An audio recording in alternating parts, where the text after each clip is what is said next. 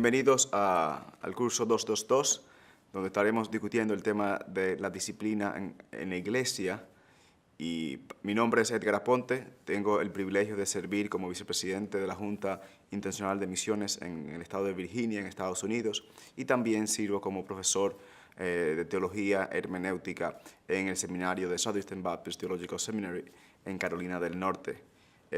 Durante este tiempo estaremos discutiendo con ustedes, como dije al principio, el tema de la disciplina en la iglesia. Y antes de entrar al tema, me gustaría primero comentar algo sobre el libro que ustedes estuvieron leyendo sobre la disciplina en la iglesia del Dr. Lehman. El objetivo principal, como ustedes se habrán dado cuenta de ese libro, no es convencerle a usted acerca de la disciplina eclesiástica o disciplina en la iglesia o eclesial.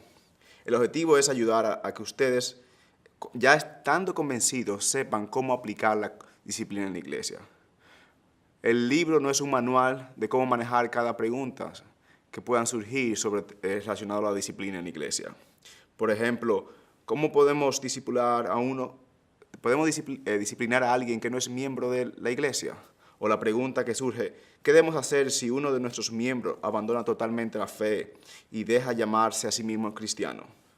¿Deberías aceptarse en la iglesia a una persona que no se ha arrepentido de pecado? Ese tipo de cosas son preguntas que el libro toca, pero más bien que darle a ustedes un manual de cómo responder o cómo manejar cada caso en específico, el libro busca darle a ustedes el marco teológico por el cual ustedes deben pensar y entonces responder cada pregunta que va a surgir en el contexto del ministerio de la iglesia local.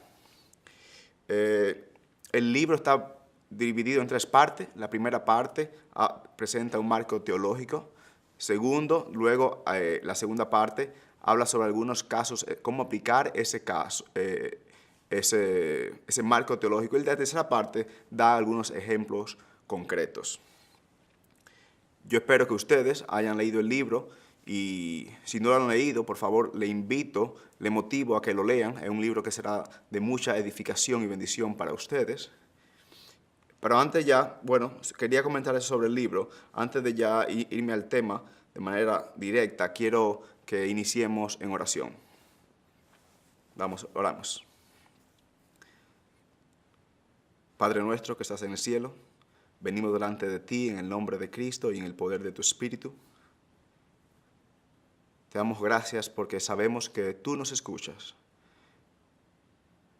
porque venimos en el nombre de tu Hijo, no por ningún mérito nuestro, sino por tu gracia salvadora en la persona de Cristo a través del Espíritu Santo.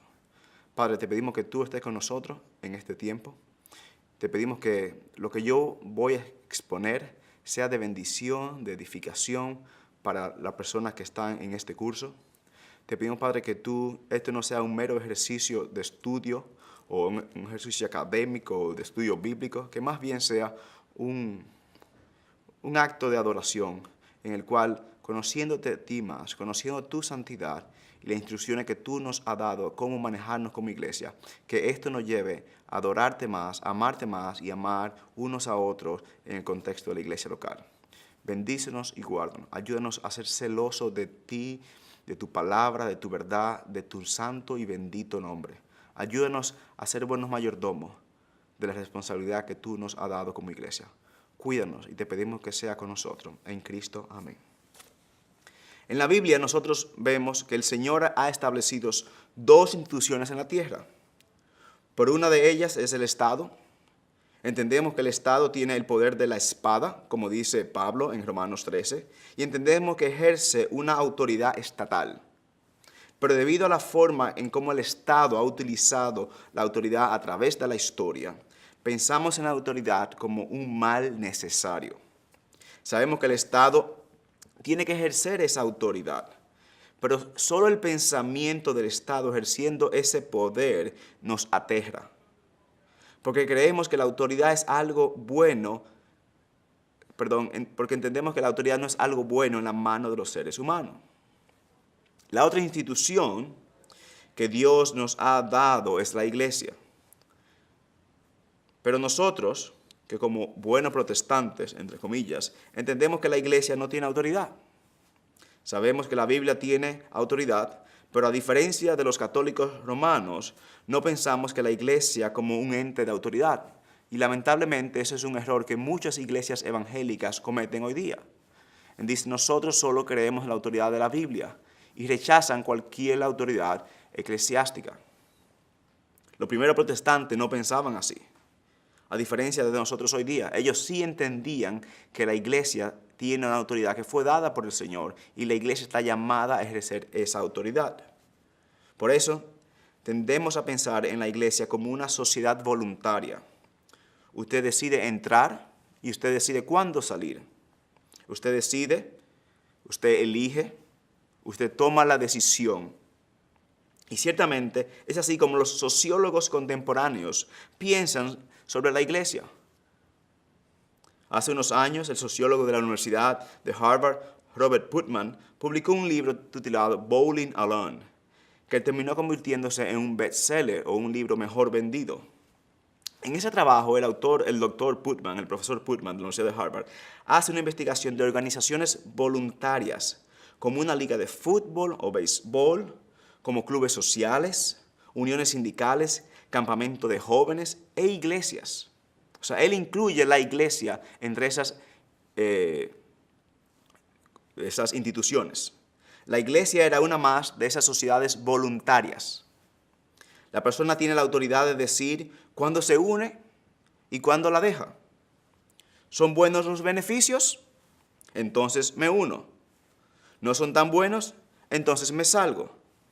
La iglesia es como, en Estados Unidos le llamamos una tienda, como un Costco, como una tienda de servicios en la cual yo pago una membresía y me uno a ello porque entiendo que los beneficios que voy a obtener son mejor que la cuota que pago. Tristemente es así como muchos cristianos piensan sobre la iglesia. Si los beneficios no son tan buenos, entonces renuncio. La iglesia pasa a ser como un mero club deportivo. Así es como muchos de nosotros pensamos sobre el tema de la membresía. Y es así que nuestra sociedad, nuestra mente ha sido moldeada en cuanto al tema de la autoridad, la membresía y la disciplina. La autoridad es la Biblia, escuchamos decir. La iglesia no tiene autoridad. Eso es lo único que importa, es la única autoridad. Y la iglesia funciona, o la vemos, como una institución voluntaria, así como vemos los clubes o asociaciones. Por supuesto, ocurre que cuando vemos la iglesia de esta forma, especialmente en una sociedad consumista, la iglesia se convierte en un lugar más donde vamos a ejercer la elección nuestra como consumidor. El consumidor tiene la autoridad y por ende él usa esa autoridad para hacer comparación y evaluar sus compras. Y decimos, la música aquí es buena, pero los programas para niños allí son mejor. Los programas de escuelas aquí me gustan más. Los programas de vacaciones o de verano me gustan más en esta iglesia. El líder de adoración aquí toca mejor. Y esas expresiones o ese tipo de ideas nos llevan a nosotros a cómo decidir a qué iglesia nos unimos. No estoy seguro si esta iglesia se ajusta a los gustos de mi familia, escuchamos decir. Y claro, nos alegramos de que existen políticas de evolución. Tristemente es una realidad que vemos en muchos lugares. Las personas pasan de iglesia local a iglesia local buscando un producto, buscando qué se ajusta mejor a sus deseos o a sus necesidades. O sea que vemos la iglesia de una óptica consumista, lo que provoca que como líderes de la iglesia sintamos la necesidad de llegar a un buen programa para competir por los clientes. Y cuando esto ocurre, la membresía en la iglesia se reduce a cómo promover mejor nuestros programas. En el peor de los casos se convierte en un instrumento para elevar el ego del pastor. Y ustedes ven que personas pasan, cristianos, de una iglesia a otra iglesia. Y en comunidades, iglesias compiten por la membresía de algunas personas. entonces las personas dicen, ese pastor tiene mucha gente. Y el pastor se siente bien consigo mismo. Y en cuanto a la disciplina de la iglesia, entonces, bueno, si la manera de atraer personas es lo que pensamos, la disciplina va a pasar a un segundo plano, o bien, gracias. Y inicio hablando del tema de la autoridad y el tema de la membresía y de cómo muchas personas ven la autoridad y la iglesia misma, porque esto impacta de manera directa, fundamental, cómo nosotros entendemos el tema de la disciplina. En ese contexto consumista, la disciplina pasa a ser algo sin importancia. Bien, gracias. Los líderes no quieren ejercerla. Los líderes no piensan en ella. ¿Por qué? Porque no es bueno para atraer clientes. Y tristemente, eso es algo que vemos con demasiada frecuencia. Bueno, es un poco de nuestro contexto. Un poco de cómo, consciente o inconscientemente, pensamos sobre la iglesia, la membresía y la disciplina. Vayamos ahora nosotros a la Biblia, específicamente al libro de Primera de Corintios, y leemos el capítulo 5. Vayámonos ahora, les repito, Primera de Corintios, capítulo 5. La idea aquí es enfocarnos brevemente en los principios de los primeros 5 versículos de este capítulo, comentar sobre cómo la situación específica, el contexto aquí que se da en estos versículos, y después compartir algunos puntos sobre el tema de la membresía y la disciplina de manera más específica, consciente de lo que vemos en este texto. Entonces la idea es que nos vayamos hoy día a 1 Corintios capítulo 5 como texto, base de esta exposición. Veamos el contexto y luego entonces vamos a sacar algunos puntos relacionados al tema de la disciplina. Y repito, yo no veo la disciplina como algo aislado de la membresía, porque con mi entendimiento de la membresía va a impactar mi entendimiento de la disciplina en la iglesia. Estoy leyendo leeré de la traducción de la Reina Valera del año 1960. Leo, 1 Corintios capítulo 5, leeré los primeros 5 versículos.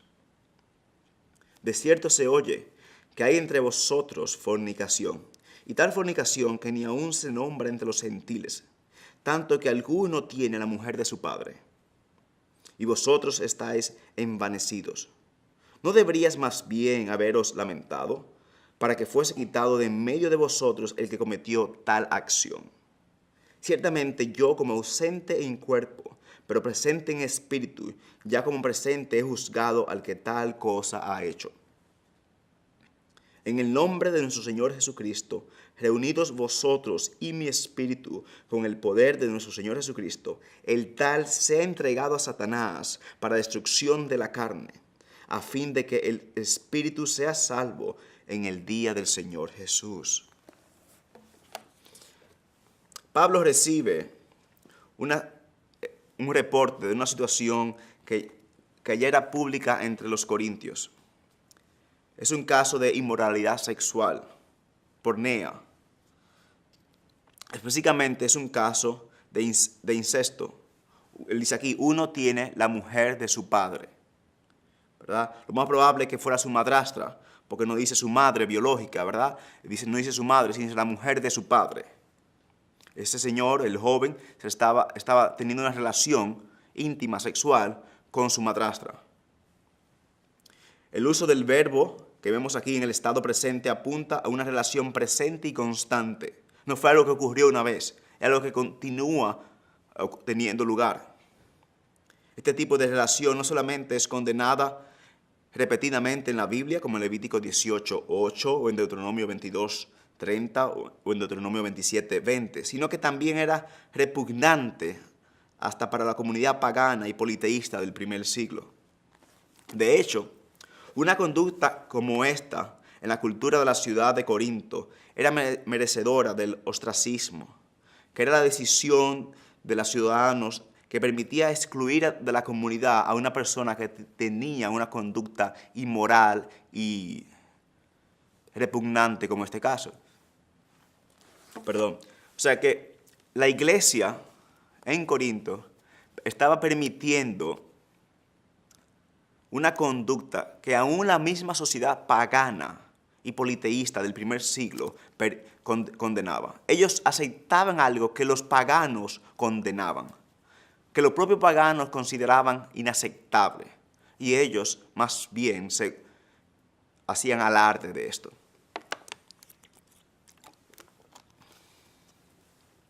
Pablo está escandalizado frente a la tolerancia y asqueado por la aprobación de tal conducta por parte de la iglesia, de la congregación. Ellos estaban orgullosos de tal situación. Estaban envanecidos, como dice Pablo. Y Pablo les dice, ¿no deberían más bien ustedes estar lamentados y haber quitado a esa persona de en medio de ustedes? Diferentes iglesias no aplican la disciplina por diferentes razones. Algunas no la aplican por ignorancia bíblica, otros por temor a los hombres, uno porque no quieren que la persona se le vayan, o por algún vínculo de amistad, por diferentes razones. Tristemente, muchas iglesias no aplican la disciplina bíblica. Pero en el caso de los corintios, era orgullo. Ellos querían hacer lo que bien le parecía a sus ojos. En los primeros capítulos leemos que el orgullo era un problema por el cual ya habían sido confrontados. Nosotros vemos en el capítulo 1, versículo 31, en el capítulo 3, versículo 21, en el capítulo 4, versículo 6. Era una congregación de mentalidad abierta, como hoy día escuchamos, donde todos se sentían cómodos y donde no se juzgaba a nadie. Ellos eran súper tolerantes a tal punto que toleraban aquello que Dios condena. No solamente Dios condena, que los paganos condenaban. Y Pablo en ese contexto le dice, yo aunque no esté presente físicamente con ustedes, aunque sí espiritualmente, yo ya he juzgado a ese individuo. Esa persona necesita ser excluida de la iglesia.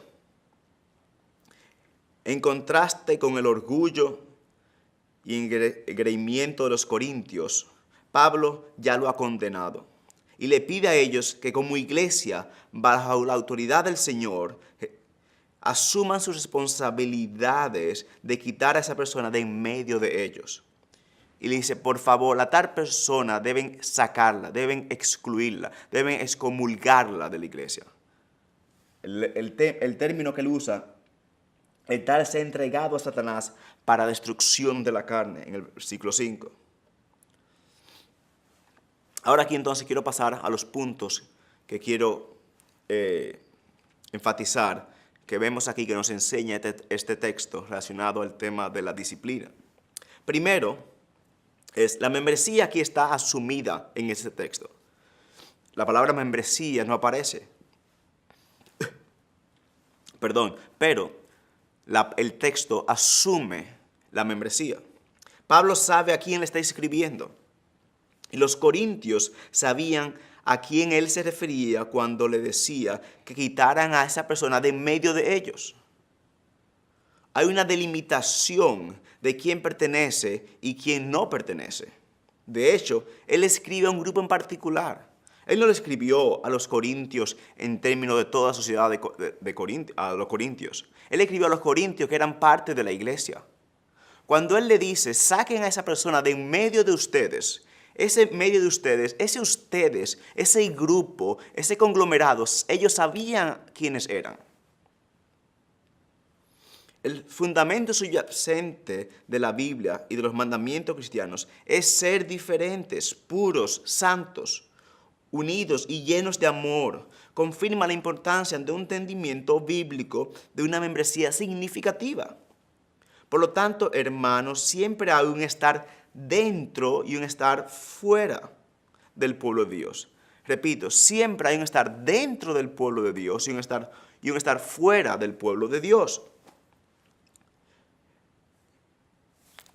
Y eso es lo que nosotros podemos ver a través de toda la Biblia.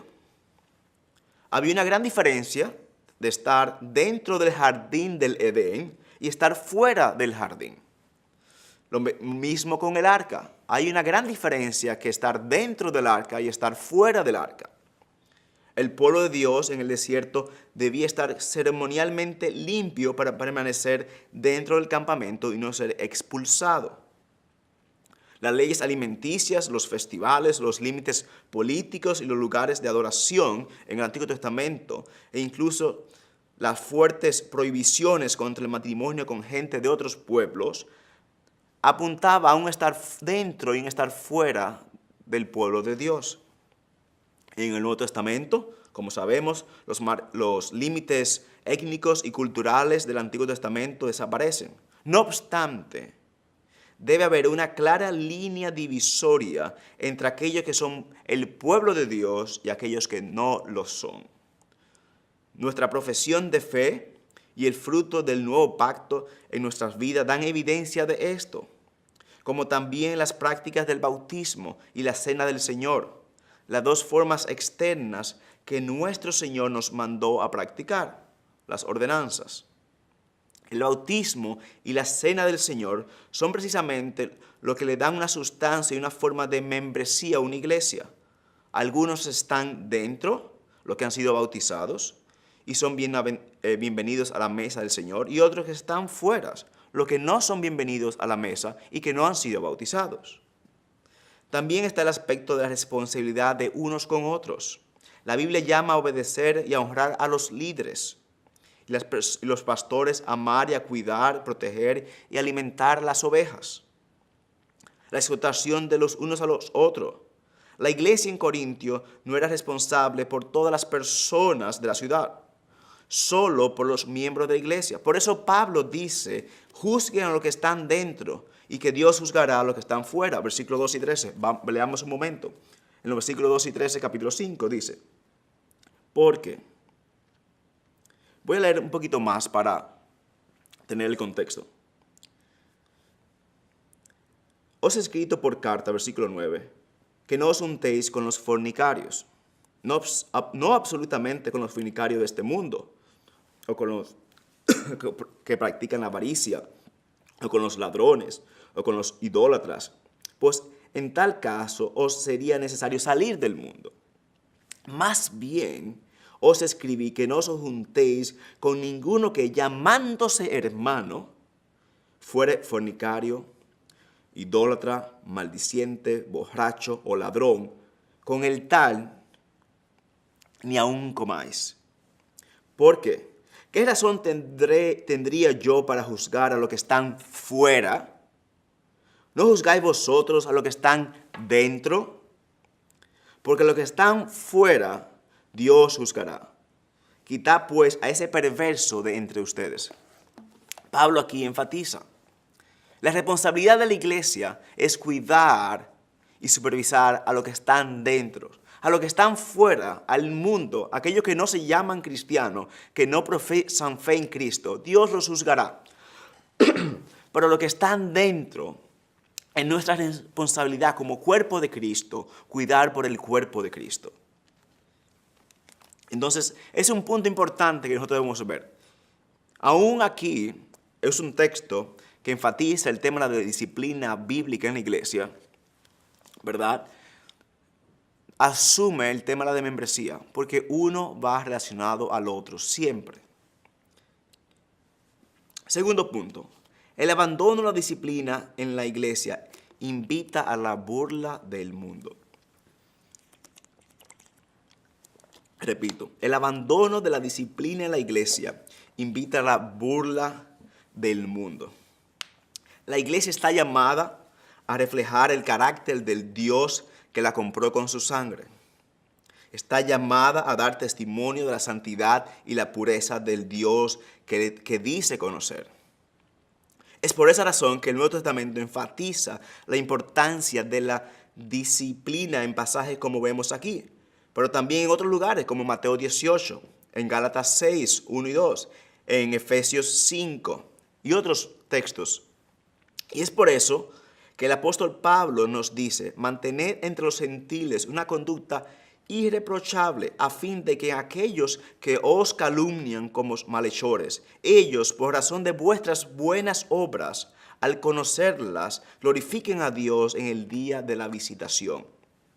Pedro. Pero la iglesia en Corinto está haciendo lo contrario, o estuvo haciendo lo contrario. Imagínese usted, ellos habían sobrepasado el nivel de tolerancia del mundo en cuanto a inmoralidades.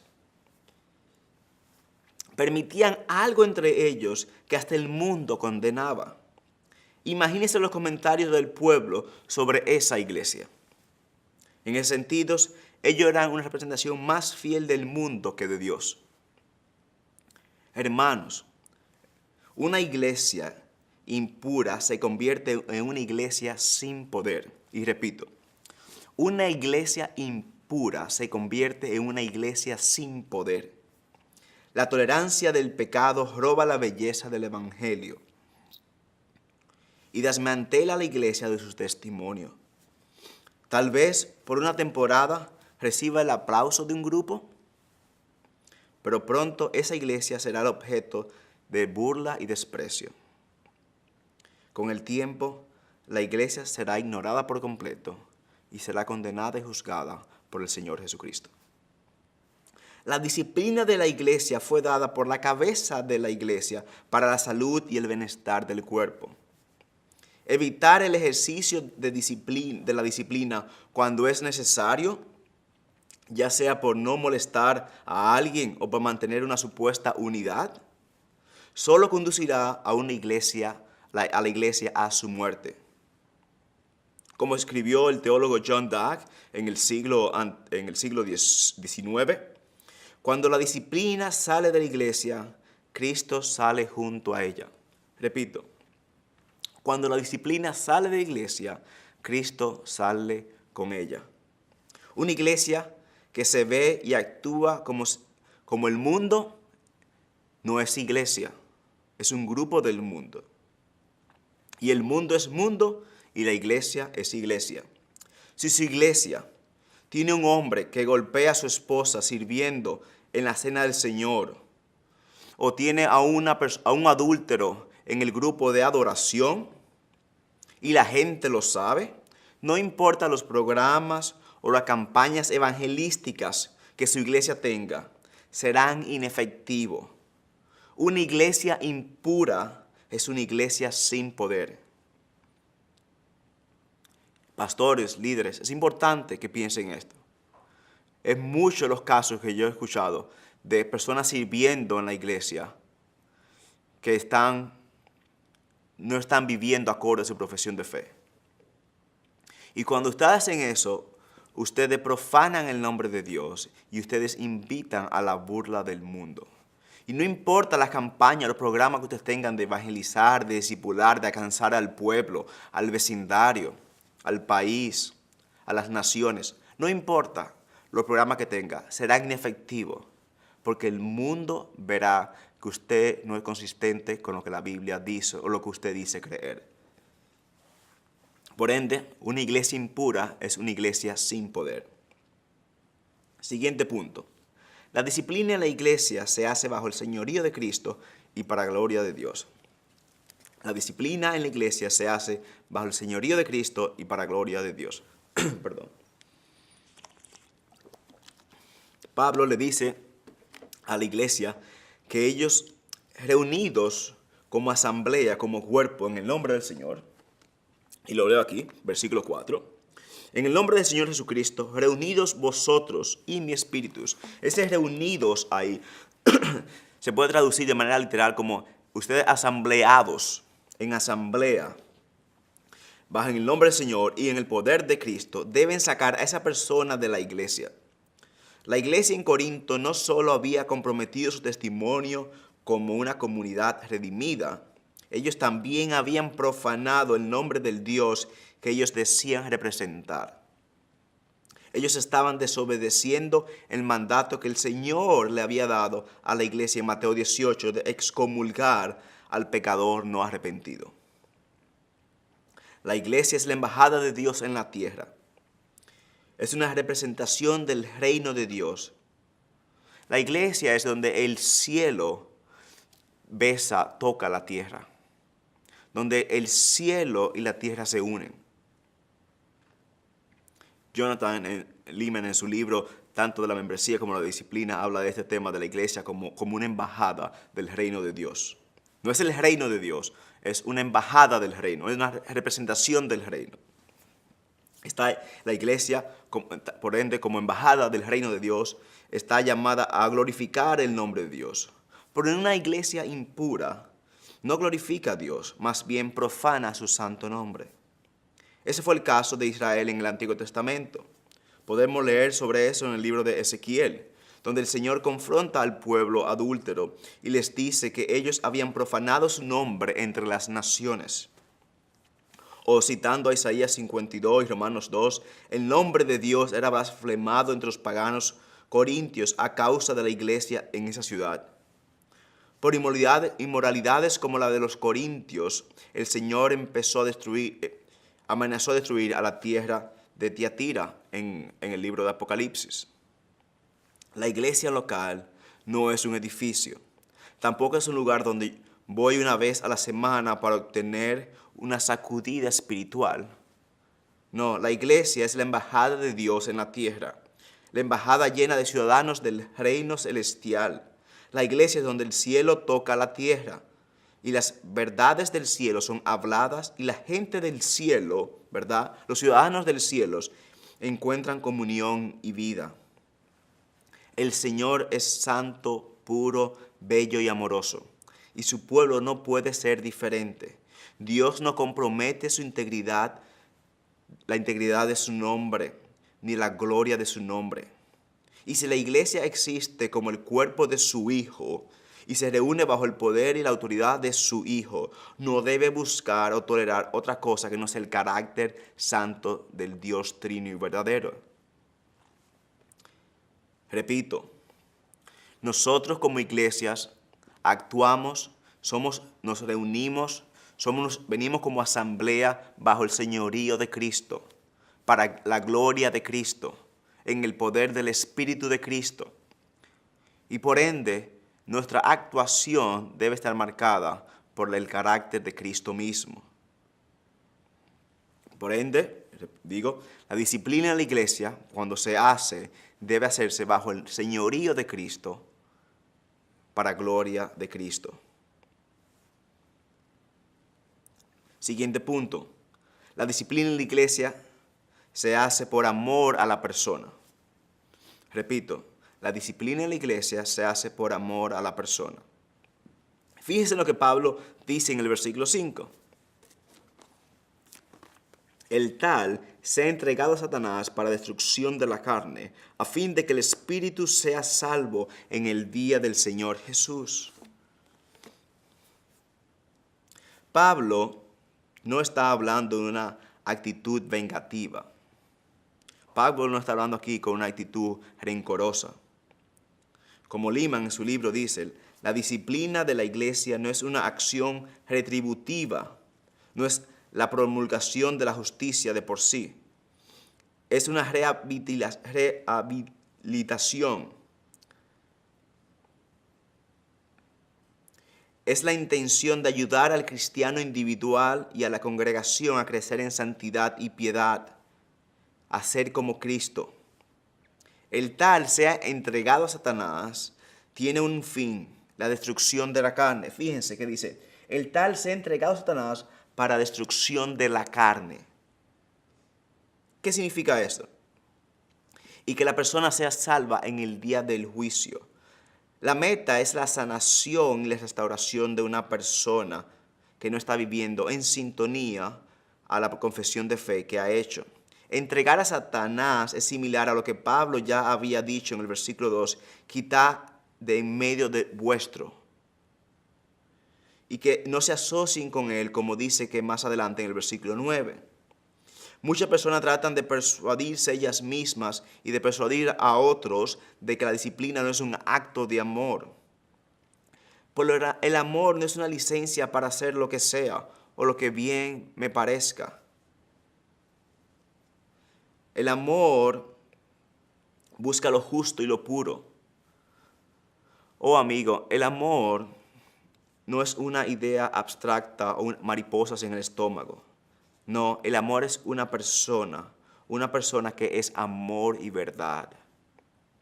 Y cuando Pablo habla de destrucción en la carne, él lo que quiere es que la persona sea más bien confrontada con la expulsión, para que eso, el Espíritu lo use para darle convicción a la persona, para que la persona se arrepiente y dice, y su espíritu sea salvo en el día del Señor Jesucristo. El objetivo es la salvación de la persona que no está viviendo una vida en Cristo. Como escribió Bonhoeffer, un teólogo alemán, en su libro Vidas Juntas, dice, nada puede ser más cruel que esa indulgencia que abandona a otros en el pecado. Nada puede ser más compasivo que una severa reprimenda a través de la cual se llama a otro cristiano a abandonar el camino del pecado y la destrucción. Repito la cita de Bonhoeffer. Nada puede ser más cruel que esa indulgencia que abandona a otros en el pecado. Nada puede ser más compasivo que esa severa reprimenda a través de la cual se llama a otro cristiano a abandonar el camino del pecado y la destrucción. O como un pastor del siglo XIX dijo, si usted conoce sobre el pecado de su hermano y no lo llama y le confronta, es usted tan cruel como la persona que caminando ve la casa de su vecino en fuego y no le advierte mientras éste duerme en ella. Repito, si usted conoce el pecado de su hermano y no lo llama y no le confronta como la Biblia le llama a usted que lo haga, usted es tan cruel como la persona que pasa por la casa de su vecino y su vecino durmiendo en ella y la casa en fuego y usted no le llama y le advierte. Si usted ve la casa de su vecino en fuego y su vecino dentro durmiendo y usted no le confronta, ni le llama, ni le despierta, usted es tan cruel como esa persona que ve a su hermano o a su compañero de iglesia en el pecado y en el camino de destrucción y no le confronta. La disciplina en la iglesia es un proceso amoroso y necesario en el cual la Biblia nos instruye a confrontar y corregir a una persona que no está viviendo una vida acorde a su profesión de fe, que más bien está viviendo una vida de continuo pecado y sin arrepentimiento.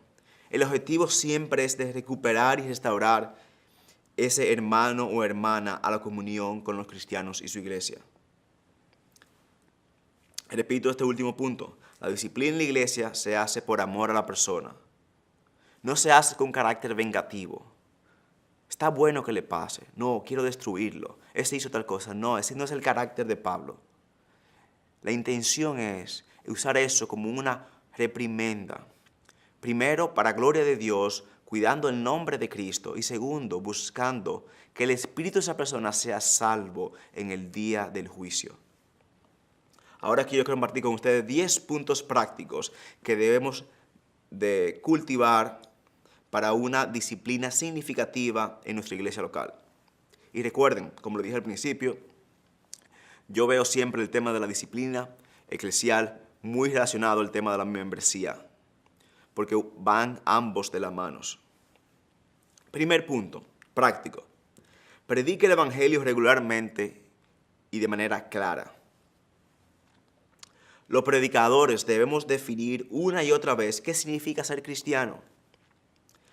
Usted, pastor, no puede asumir que las personas que están en su iglesia conocen el evangelio y que las personas por mucho tiempo que estén ahí saben qué significa ser cristiano. Y mucho menos que las personas que están llegando a la iglesia saben qué significa ser cristiano.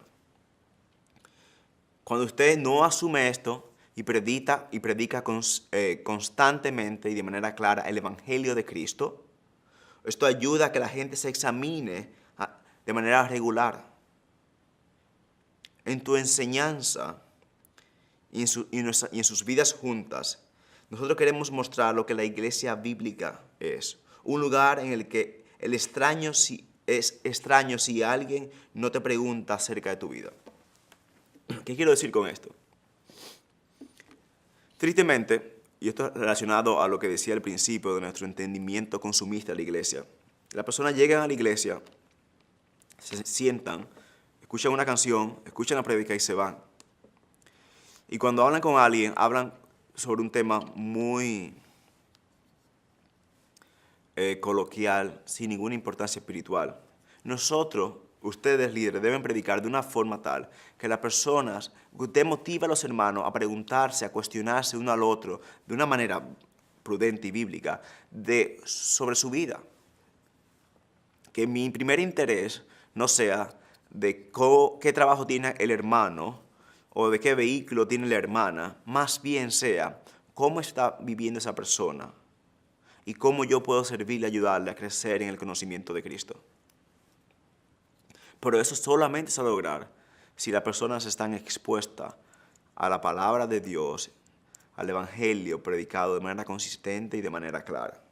Segundo, utilice una confesión de fe y un pacto congregacional para que la iglesia haya escogido.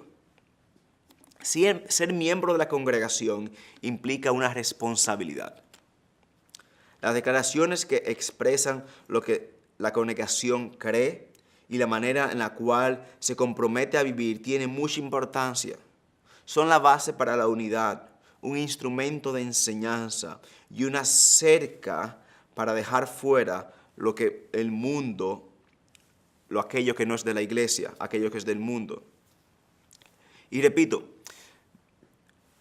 por favor, utilice una confesión de fe y un pacto congregacional que diga de manera específica qué nosotros creemos como cuerpo local y cuáles son los compromisos nuestros como miembros.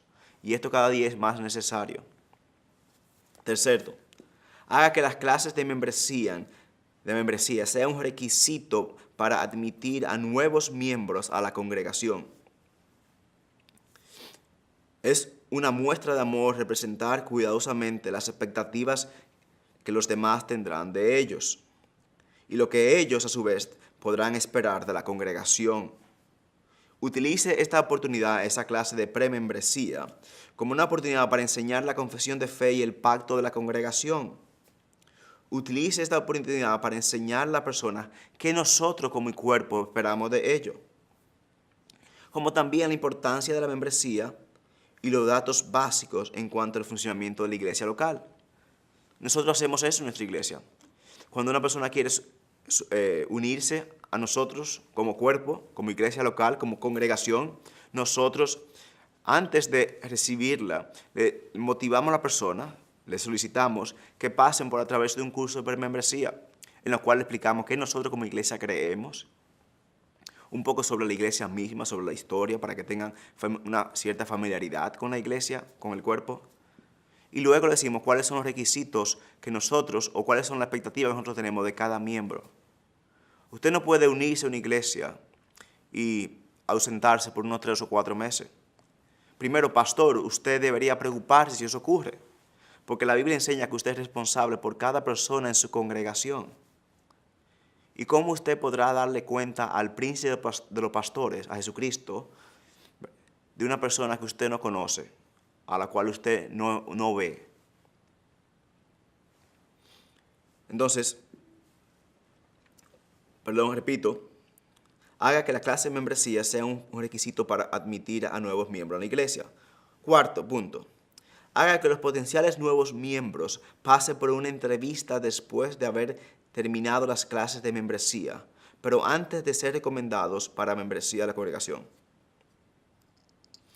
Haga que los miembros pasen por una entrevista después de haber terminado la clase de membresía. ¿Qué significa esto? En nuestra iglesia, la persona viene, por ejemplo, toma una clase de premembresía de unas 4 semanas, 5 o 6 semanas, eso puede cambiar. Después de eso, esa persona es entrevistada por uno de los pastores, por el pastor principal, y si hay varios pastores, por uno de los miembros del cuerpo pastoral, donde esa persona se le pide su testimonio. nosotros queremos saber si esa persona tiene un entendimiento claro del Evangelio. Preguntamos, ¿qué es el Evangelio? La idea no es una definición sistemática, ¿verdad? Sobre el Evangelio o el plan de redención, pero la idea es que queremos ver que la persona entiende que nosotros todos somos pecadores, que Dios es santo, que todos somos pecadores, y Dios como santo y justo condena el pecado. Pero Dios en su amor y su misericordia envió a su Hijo único, a Jesucristo, a vivir la vida perfecta que usted y yo estábamos llamados a vivir. Y fue a la cruz y recibió la muerte que usted y yo merecíamos. Y Dios Padre y Espíritu le levantaron al tercer día de la tumba, declarando poder sobre la muerte, aceptando su sacrificio, para que todo aquel que se arrepiente y ponga su fe en Él sea salvo. No se pierda, más tenga vida eterna. ¿Cuál es la idea? Que la persona entienda, porque alguien dice, sí, yo soy cristiano. Ajá, ¿y cómo se convirtió? No, yo nací en iglesia. No, nadie nace cristiano. Nosotros nacemos pecadores. Nosotros necesitamos nacer de nuevo. Y eso es importante. Y usted no podrá saber eso si usted no le pregunta a la persona. Entonces le recomiendo, yo le motivo a usted, a que antes de aceptar a alguien en la membresía de la iglesia, que le haga una entrevista. Conozca más de la persona. Muchas veces, muchos de los grandes problemas de la disciplina en la iglesia, por la cual a veces es imposible aplicar la disciplina en la iglesia, es porque nuestras iglesias están llenas de personas no regeneradas. Porque nunca le preguntamos cuál es su testimonio, qué es el Evangelio, cómo se convirtieron. Solamente asumimos eso y aceptamos como cristianos a personas que no son cristianos. Y eso tiene, aparte de que no es correcto, que profana el nombre de Dios, tiene muchísimas implicaciones para el tema de la membresía y la disciplina. Quinto, deténgase a pensar antes de bautizar a niños y admitirlos en la membresía formal de la iglesia. La pregunta no es si un niño de 5 o 6 años puede confesar a Cristo. No, esa no es la pregunta. La pregunta es si en la congregación, si el cuerpo, que es responsable por cada cristiano, junto a los líderes, es capaz de discernir si un niño de 4 o 5 años es creyente. El amplio número de cristianos nominales en las iglesias bautistas, por ejemplo en el caso mío en Estados Unidos, parece indicar que la respuesta es negativa. Porque muchas veces bautizamos a niños que no eran cristianos. Antes, y la idea aquí es un asunto de, la Biblia no dice qué edad debe bautizarse una persona. El tema es que sea prudente y busque sabiduría. Que no seamos ligeros o que no nos apresuremos a bautizar a una persona, un niño de 4 o 5 años, que muchas veces lo hace porque otro amiguito se bautizó o porque quiere complacer a los padres. Cuando nosotros bautizamos a alguien, nosotros como congregación estamos diciendo, esa persona pertenece a Cristo. Y nosotros debemos ser cuidadosos. Porque básicamente nosotros decimos, esa persona es parte de Cristo. Y cuando lo bautizamos recibimos la membresía. Y eso conlleva responsabilidades. Entonces, antes de hacerlo, de bautizar a niños, deténgase. Y es una práctica que muchas iglesias continúan haciendo. 6. Esté al tanto de que la admisión a la membresía es una acción de la congregación. Repito, yo creo que ustedes han visto esto ya en el libro de Lehman, tanto la membresía como la disciplina. La pregunta, esta es una clara implicación de 2 Corintios 2:6. Se le debe enseñar a la congregación, ya sea mediante la manera más directa o a través de un voto congregacional o por medio de métodos directos, ¿verdad? Que el admitir o expulsar a alguien es una responsabilidad de la iglesia. Por ejemplo, aquí, en el texto que leímos hoy, en 1 Corintios 5, Pablo no le escribe a los líderes. Dice, ustedes pastores son responsables. No, él dice, ustedes a la congregación, expulsen, saquen a ese que está en medio de ustedes, que está durmiendo o teniendo relación íntima con la mujer de su padre. Pablo le escribe a la congregación porque la congregación es responsable. Lo mismo vemos en Mateo 18. Cuando el Señor Jesucristo le dice, si alguien pica contra ti, confróntale y se arrepiente, ganaste un hermano. Si no, busca a 2 o 3 testigos. Y si no le escucha tampoco a esos 2 o 3 testigos, entonces llévenlo a la iglesia. Y si no se arrepiente y no escucha a la iglesia, entonces trátelo como un publicano, como un pagano. ¿Quién es la última autoridad para sacar? Es la iglesia. La aplicación de la disciplina, según la Biblia, no es los líderes de manera autoritaria o en un comité dice, esta persona no, es la congregación, eso es una responsabilidad del cuerpo. Los líderes llevan a la iglesia y dirigen a la iglesia en el proceso, pero la última decisión la tiene que hacer el cuerpo de Cristo. Por ende, la admisión de la persona, tanto como la excomulgación o la expulsión de la persona, es algo que la iglesia, el cuerpo, la congregación debe de hacer. El entrar y salir es una autoridad que le es dada a la iglesia. 7. Publique un directorio de miembros en el cual aparezcan todos los miembros de la iglesia y que incluya alguna información como teléfono, correo electrónico, dirección. Enseña a los miembros a actualizar esta información de manera regular. Cultive el hábito de utilizar este directorio como una lista de oración para los pastores y los miembros de la iglesia. En nuestra congregación, le pedimos a los miembros que intenten orar diariamente por una página, por una, dos o tres o cinco personas en su tiempo de devocional. Y eso es algo que nosotros practicamos en nuestra iglesia, como decía. Nosotros tenemos un directorio de todas las personas que son miembros de la iglesia. Y nosotros motivamos a nuestros miembros a que oren por las personas que están en esa lista. Y en ocasiones que le escriban un correo electrónico, le llamen y le digan, hermano Juan o hermana María, ¿cómo puedo orar por usted? ¿Alguna situación particular por la cual puedo orar? Y lo más bello de eso es cómo eso comienza a ser algo natural en la congregación. Y nosotros vemos una congregación orando uno por el otro. Y esa oración se convierte en una fuente de amor. Usted no puede no amar a alguien por quien usted ore. Pero tener una lista también nos ayuda a nosotros a recordar que nosotros somos parte de un cuerpo. Y que hay un límite entre aquellos que están dentro y aquellos que están fuera. Y eso es muy práctico. Yo les recomiendo a ustedes, pastores, si usted no tiene un directorio, traten de hacerlo y compartan eso con sus miembros para que ellos sepan quiénes son y para que ellos puedan orar uno por el otro. 8. Preocúpese que el cuidado pastoral de los miembros sea activo. Hasta donde sea posible, asegúrese que cada uno de los miembros se encuentre regularmente en conversaciones con un anciano o algún líder de la iglesia.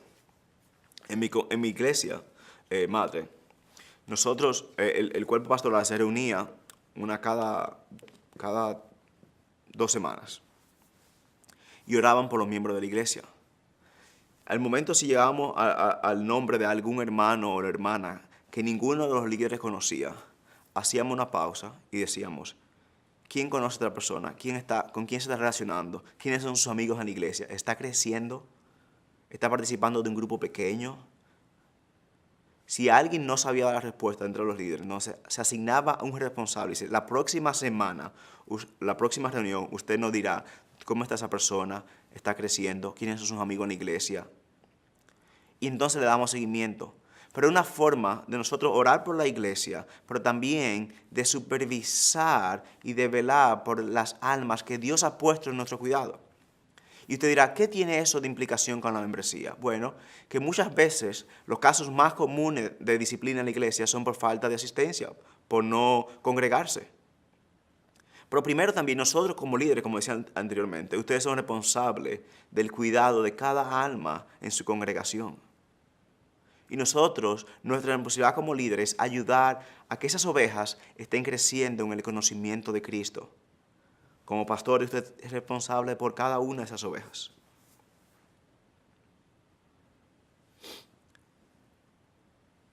9.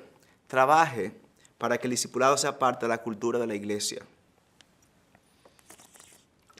Tristemente, el discipulado ha sido reducido a mentorado. La gente confunde la mentoría con el discipulado. Nosotros no queremos ser personas como nosotros. El discipulado es hacer personas como Cristo. Pero el discipulado no puede ser reducido a un programa. El discipulado es vivir vidas juntos. Es un discípulo ayudando a otro discípulo a seguir a Cristo. Entonces, trate de que ese discipulado en la iglesia sea algo normal en la vida de la congregación. De que las personas se reúnan a leer un libro de la Biblia. De que las personas estén estudiando un libro en particular. Que las personas estén discutiendo durante la semana el sermón que fue predicado el domingo. Para que nosotros, uno a otro, nos vayamos ayudando. Claro, la Biblia habla de que los mayores ayuden a los más jóvenes, que las mujeres más ancianas ayuden a las mujeres más jóvenes. Pero también nosotros debemos entender el discipulado no solamente como limitado a eso, sino también como viviendo la vida juntos. Por ejemplo, yo en mi iglesia soy ayudado por un hermano que tiene unos 75 años, que todavía está cantando y glorificando a Dios los domingos, que es un hermano fiel, y me ayuda a mí a recordar que los santos van a perseverar. Y Dios usa eso para ayudarme en mi propio caminar. O usa quizás al jovencito de unos 18 años que se acaba de convertir, que tiene un gozo y un celo del Señor y que cada día está evangelizando. Me recuerda a mí de ese fuego que nosotros debemos tener por las almas de los perdidos. Ese deseo de llevar el evangelio. Entonces el Señor no solamente me está ayudando a crecer a mí en esa relación uno a uno con hermanos que yo me reúno, sino también me está ayudando a usar esos hermanos mayores o más jóvenes o la hermana y su actitud de servicio para ayudarme a mí. Por eso nosotros necesitamos cada uno, necesitamos como un cuerpo para crecer como cuerpo. Pero trate de que el discipulado sea algo normal y en la iglesia. Y